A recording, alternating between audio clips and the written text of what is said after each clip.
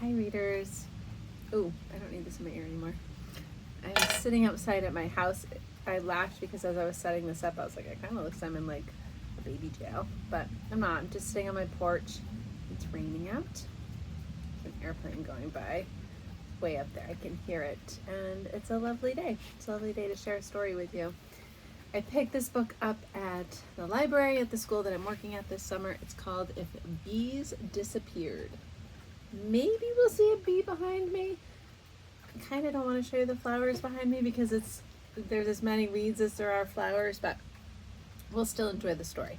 If Bees Disappeared by Lily Williams. And you may know that although my name is Honey or Miss Honey or Aunt Honey, I don't love the taste of honey. I don't hate it. It's just not my favorite sweetener, but I do appreciate bees. Let's share the story. If Bees Disappeared. Be sure you see all these beautiful illustrations. This is Kent, a historic county in the United Kingdom. Kent is known as the Garden of England for its rolling hills and lush landscapes. The creatures that live here are fluffy, sneaky, spiky, and small. You see the small bee? I love how the font is even really small. Beautiful. Look, if this picture takes up the whole space. What a beautiful picture. Screenshot it. Bees are a keystone species, which means they are one of the most important animals in their ecosystems. Bees' ancestors first appeared 270 million years ago. And after millions of years of evolution, that means growing and changing and adapting, and a few mass extinctions, honeybees appeared roughly 35 million years ago in Southeast Asia. Today, there are more than 20,000 species of bees around the globe. 20,000 species. Wow. Here are some of them. Dark bees, blonde bees. What else do we have here? Mining bees, scissor bees. Bzz. Whoa. All bees are pollinators, meaning they carry pollen from one plant to another so that the plants can reproduce. Bees are more efficient and successful at pollination than any other pollinator sources like birds or wind. Okay, so we're starting to know why they're so important. They are the most efficient and successful at pollination. Let's learn more. Honeybees are considered a superorganism. This means all the different parts of the hive act as a single organism and they cannot survive without one another. The queen, who rules the honeybee colony, must remain healthy and mate with the males, called drones, to produce as many bees as possible. The rest of the hive is composed of female worker bees. They forage for food, defend their hive, and pollinate flowers. I've been called Queen Bee once or twice, and I think it's going to be a great-grandmother name. When I'm a grandmother, I think I'll be called Queen Bee. Worker honeybees spend their days gathering nectar to feed their colony. During this process, their hairy bodies get covered with pollen, which they then distribute from flower to flower as they slurp up nectar.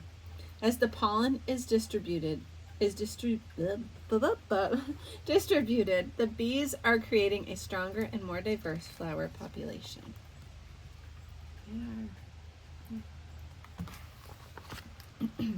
Unfortunately, today's honeybees are threatened by environmental and man-made causes, as well as a disease called colony collapse disorder, shortened for CCD. CCD occurs when a whole colony of bees dies at once. Scientists know that disease, pesticide exposure, lack of foraging habitats, and poor nutrition contribute to CCD. However, the details are not clear as to why this happens. CCD is responsible for most of hives lost. If honeybees disappeared, so would most of the plants they pollinate. Wind pollination creates less plant diversity than bee pollination. Plant diversity is important for the strength and health of an environment. While some plants would be able to survive without honeybee pollination, the crops they produce would look different, but be less flavorful and have a shorter lifespan. The majority of the plants that honeybees pollinate could not survive on wind, bird, and other insect pollination alone. Here's the different kinds of pollen. Here's the honeybee going all around. The wind pollination just is a little bit more scattered. If honeybee pollination disappeared, favorite foods like apples, blueberries, avocados, almonds, chocolate, coffee would become rarer. Fruits are important as part of people's diets. I love all of those things, especially chocolate and apples.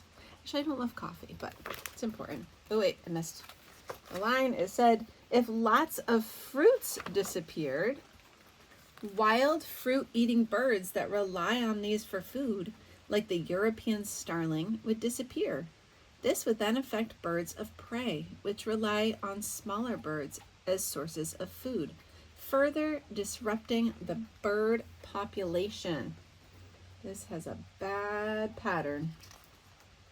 If birds disappeared, there would be no natural pest control in gardens and farms, and the dispersal of seeds from fruit-eating birds would stop. Birds help maintain the health of gardens and farms by consuming hundreds of insects a day. Thank you, birds. And the seeds that fruit-eating birds carry in their gut are dispersed across the land, ensuring biodiversity in fruit plants. There they are. Boop, dropping the seeds. Without bees, birds, and our favorite foods, we would be left with a limited variety of crops. The loss of these plants, animals, and insects could continue changing the world as we know it. This unraveling effect, called a trophic cascade, would move from flowers to crops to gardens to cities to countries, and eventually landing in our own backyards. If bees disappeared, it would have such a ripple effect.